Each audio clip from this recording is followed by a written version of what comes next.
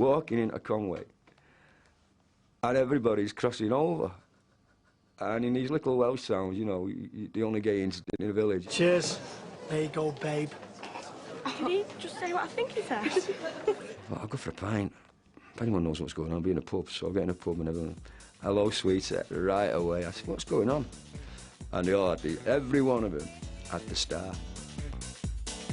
According to the tabloid, it seemed like Les had come out of the closet loud and proud. I had to buy it because I didn't know what was going on. I thought I haven't read that in the script. I thought Bruce had come out and said he was gay or something, the way it was written. I was thinking, I don't understand this. He's got a wife, he's got kids. So I phoned the press office, plain hell. They spoke this in, I'm not gay. They said, read the story. The story was that Les and Kirk pretended to be living as a loving couple in order to avoid eviction. How do you fancy coming out of the closet? Hey?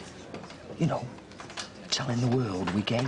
And so the odd couple set out to stamp their gayness on their love nest, Battersby style. Have a skeg through and get rid of that thrash and that hard rock stuff.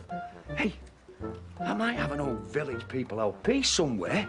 Pretty soon, the scene was set for Les and Kirk to convince the council they were lovers. Let me get this straight. You're saying that you and Mr. Sutherland are cohabiting as a same-sex relationship? That's right, yeah. We're very much in love. It was just so hard for me not to keep a straight face and do something like that.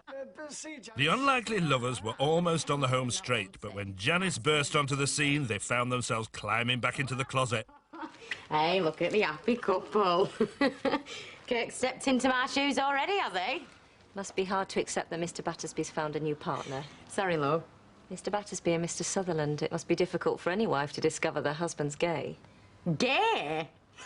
Les isn't gay. I am. A few years earlier, there was a time when Les's worries weren't about losing his house, but losing his wife. See if he manages to laugh this off.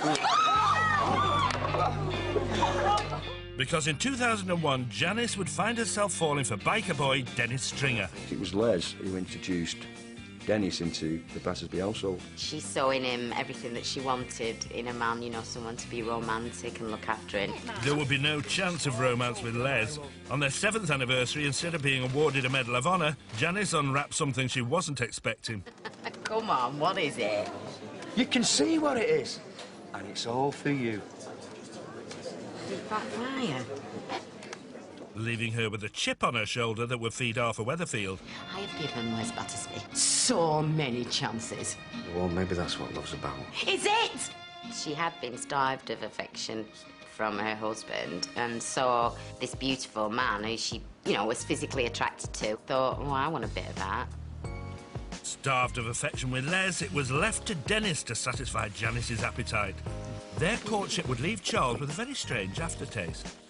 Charlie had said, oh, I'm not going to have one of those hot dogs with all those onions on because I've got to kiss Vic. I thought, I'll quickly brush my teeth, and I was standing there just waiting to go outside. I was cleaning my teeth, and I turned round, and Vicky was stuffing her face with a hot dog with onions on. And I was like, with loads of onions, and I absolutely stunk. Beside the personal hygiene issues, the secret love affair continued for a month. But when they were almost caught with their pants down, Janice decided it was time to confess all to Les. It's Dennis. Dennis? Yeah. Dennis, Yeah. Bruce is funny, but he's so melodramatic. And he really takes things personally. If Charlie and I wanted to sit down and have a chat, we couldn't because he'd be sat in the middle of us going, he was very jealous. You've been up to here, in our bed. I said... Yes, yes, we were, sometimes. He actually saw them walking down the street hand in hand. I thought, that should be me, that's me, that's my partner over there. Cheer up, Bruce, it's not real. For Les, losing his wife to another man proved too much. And on New Year's Eve, after downing a bottle of scotch, he decided that Coronation Street would be a better place without him. Les had gone missing and he was parked up at a canal. And Dennis turns up on his motorbike, rips the doors open, pushes him out of the driver's seat. Let's get you over here, come on. And then he's got to get Les to an hospital because he doesn't know whether he's dead. He's trying to get a pulse off him. So he races off to the hospital. But on the way to the hospital, fate would intervene and Dennis would discover what it takes for a great curry exit. A good, long deathbed scene, you know. And I love you, and you love me, and isn't it marvellous? I love you. I love you too. And then next thing you know, you snuffed it. No! You go home and you just feel exhausted. And you're ringing all your friends up saying, make me laugh, you know, or else I'll go mad. Janice was left broken-hearted at losing out on her second chance of love, and the Battersby family was broken beyond repair. When it comes to new arrivals joining the Battersby Brigade, there are some qualities you just can't do without. You have to be manipulative. Can you help get her out? Quicker, I'm back in. You have to be a convincing liar. I think about you from the minute I get up to last thing when I go to bed. You must know exactly what you want and how you're going to get it. Cilla Brown ticked all those boxes, and she and Les seemed to be a match made in heaven that would bring the rest of the street hell. Cilla was described to me as being warm, cheery, fun-loving. That sounds more like Cilla Black than Cilla Brown. Hey, yes! Snobby cow! I'll have you! Cilla is very much part of chav culture. I think Cilla is the queen of chavs. She might be the queen of chavs, but she's definitely the queen of Les's heart. You are my dream woman. We're gonna live in bliss till end of us days. The only reason Les and Cilla decided to get married was, well, Cilla decided they were getting married. Les didn't have much choice in it, in the matter, was because the toaster had broken. One cheaper wedding and this house could be packed at gills with brand new consumer durables. Come here. Oh, Les, say them words I'm longing to hear. Cilla Brown, will you do me the very great honour of becoming my third wife? Too damn right I will. But the Battersby's wedding would be more chavtastic than fantastic.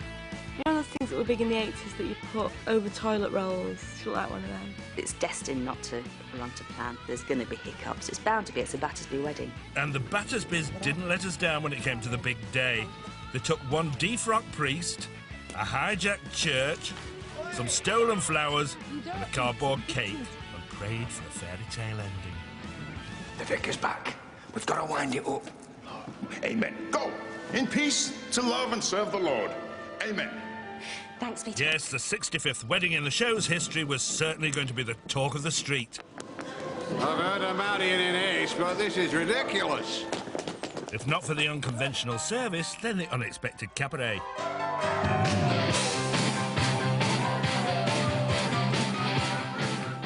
But despite the day being a disaster, at least something went right. Cilla received that new toaster and a whole lot more besides. High five, telly, jackpot, goal, UBUT! But she hadn't counted on Les wanting to fulfill a lifetime ambition. And Les says the quote, I've always wanted to do what you rock stars do. Trash your room. You've ruined everything, you brainless pillock! I only got married for this, and you stupid bird! With the honeymoon period over before they'd even been on the honeymoon, you can guarantee that this love match will never run out of sparks. I really think they are made for each other. I'll tell you what. Cilla might have settled down as a Battersby Brown, but Leanne Battersby much prefers to court controversy. How do you two fancy a foursome sometime? Whether it's sleeping with her boyfriend's father or falling for golden boy Nicky Tilsley when she was not so sweet 16. Looks a bit young, your dad. The writer's very canny. Yeah, every other scene with Nick, you know, he had overalls on with him tied at the waist, showing his six-pack, and I thought, all right. I was only 18 at the time. I thought, oh, okay. Just one look at his toned torso sent Leanne crazy, and in 1998 they both ran away to Scotland. Oh, look, you sure about this? Yeah. Right, come on then. It wasn't to sample the haggis. You, Nicholas, and you, Leanne, are now husband and wife. Leanne and Nick were obviously the Romeo and Juliet of the show. If they were the star-crossed lovers, then facing a full-blown gale would knock them off course. And where is he? As if I need to ask. He's upstairs. Upstairs? Trying on Martin's pyjamas, no doubt. I think Gail probably disapproved of Leanne because Nick's her favourite. So nobody was ever going to be good enough. The fact that it was Leanne, I think, made it even worse. Oh, why don't you just tell her, Nick? Tell me what?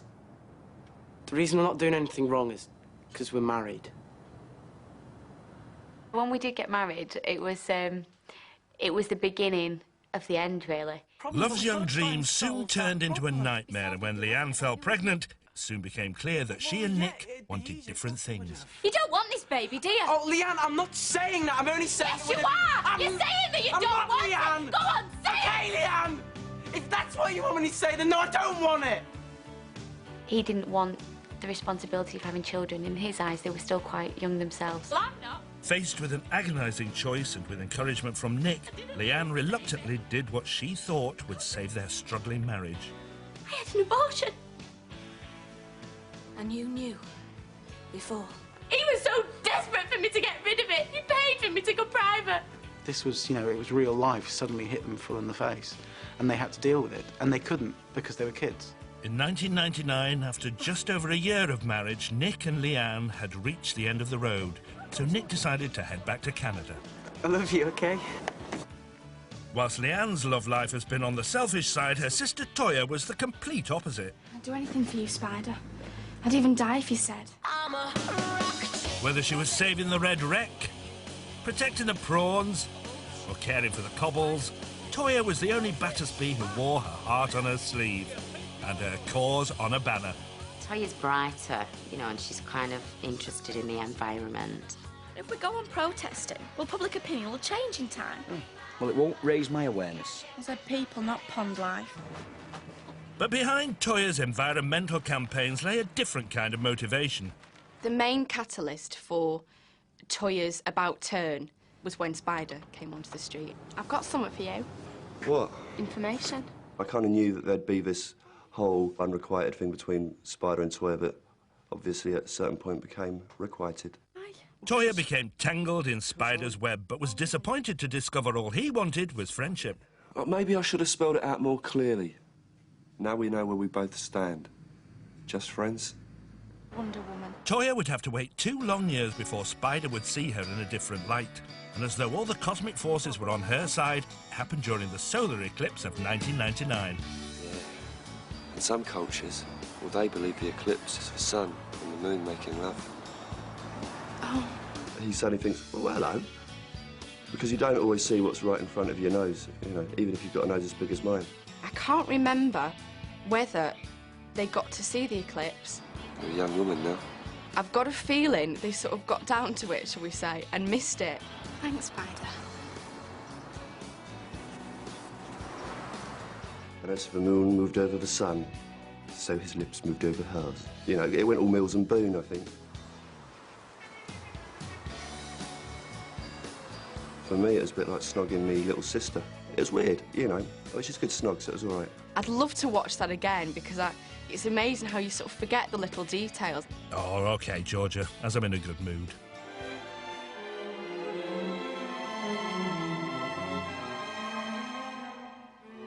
Toyah and Spider's love affair with each other and everything else around them knew no bounds, as an unexpected house guest would discover during the Christmas of 1997. What in God's name is that? That turkey was ugly. Bit like me in the morning, really. Big, saggy double chin and what have you. It used to everywhere, that turkey.